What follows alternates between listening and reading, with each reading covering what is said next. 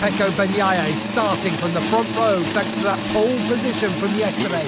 All hell will break loose in a few moments. All hell bloody did nearly break loose when you lot got rid of split screen on MotoGP 2020 and 2021. The developers Milestone soon knew what side their bread was buttered, however, and put it immediately back into 2023 and of course 24. This is 25. This review is just one of many that I've put together for the MotoGP series. I will link all of it. So far 2023 is kind of my fave.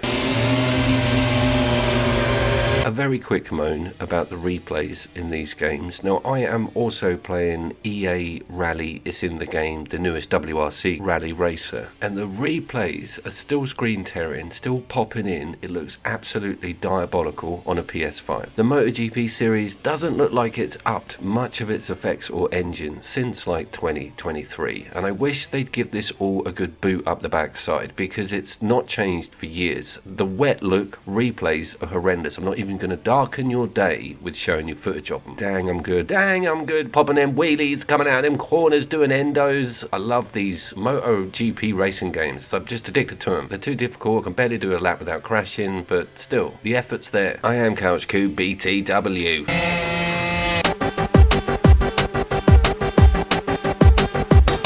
Is it 4-player, first of all, Coop? 9th generation, motorsport game. You'd think that they would have more than 2 people. Unfortunately not. Sonic's Crossworld, go and see the review. That's probably this year's best 4-player. It's a kart racer, however. It's not going to get you swearing out loud like this game will, or blaming your teammate for not being able to get round a single corner without incident. Enough about the upcoming footage. Let's look at this choice, and we do have manufacturer, number of laps, taking on that just last day of racing thing. We are racing this on the Pro controls as opposed to the arcade, which it defaults to. Look out for that. Weather variables are all there, including a dynamic one which will put some rain on, or it may not, depending on how many laps. That's also another important thing. You can go down to 3, so all the choice being in the right place.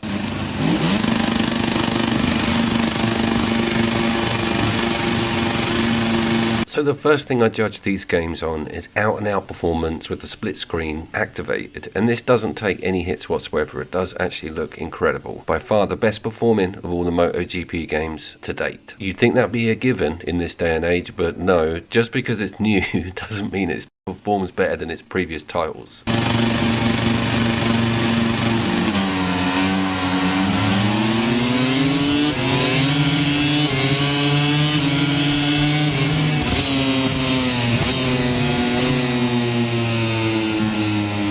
We do have a cool new clutch lift-off minigame put on the start, so you can almost get the drop if you time it well with those lights. But one of the huge things, and it's been plaguing me for the last 3 or 4 games, is that the removal of the track guide, the arrows, blue to red, showing you where to be, where to brake. These games are quite an unforgiving knife's edge, and to lose it is a bit of a blow, particularly if you got used to it in the single player. It's also not exactly user-friendly on anyone who's new to this model of racer or the series. It's like proper deep-end stuff, particularly if I force them to stay on the Pro controls. So someone could be on arcade controls and the other one on Pro. Why do you ask me these annoying questions? But potentially, yes. You could also, in theory, remove that massive billboard race card thing that you see on both screens.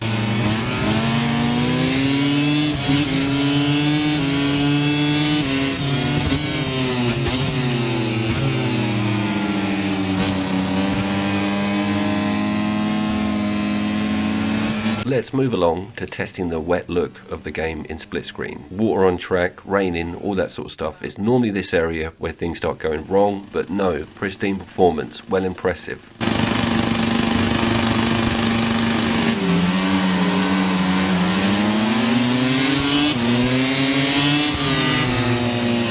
I wish I could say the same about the replays in single player, and these games always miss a trick with their replays on local co-op. The last time I saw this done properly was Gran Turismo A-Spec on the PlayStation 5, and that's a singular replay for both of your races, just in the one race cam mode at the end. I always bring it up, I always check for it, and I'm always disappointed. I'm on like year 16 of that not happening, so I think I'm probably just gonna have to start dealing with it.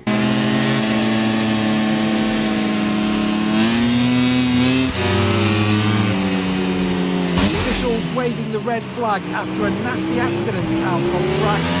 race has to be halted. I'm also dealing with the fact that there's just not a lot of local co-op content with these games. The only one that stands out is the F1, giving you like an actual team to work with and a singular goal for you both to race for, and a set of leagues or Grand Prix or heats. Setting up consecutive races wasn't too obvious to me. So if you're a MotoGP content creator, there's 2 videos you need to make. How to put the guidelines on split screen because it's hidden, and if I'd spend another hour reading through those options I'll lose my mind, and how to set up some consecutive races, some sort of Grand Prix system.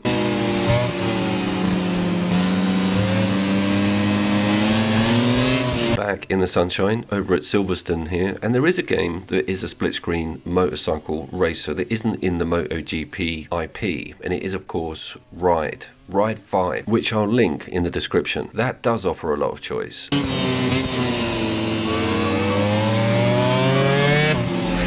And for crazy good truck racing around a circuit off-road with boosts, rear wheel steering and a whole ton of unlockable material, you should definitely go and have a look at Monster Jam Showdown.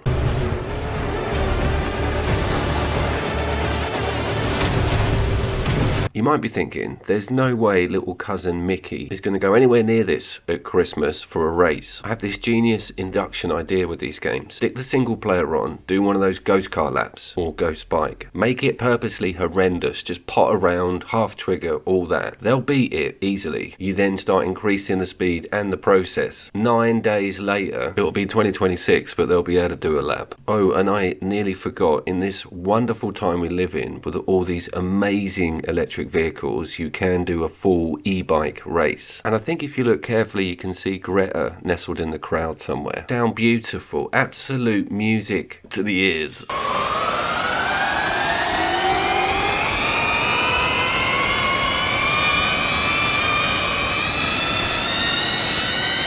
Okay, I think that's enough of that. Please go and check out my Monster Jam video. Both games available on Extra. My name was, of course, Couch Coop. Marvel Cosmic Invasion came out yesterday. The guys who did Shredder's Revenge. It's 4-player local beat 'em up, retro style. I'm all over it. I'll see you down there.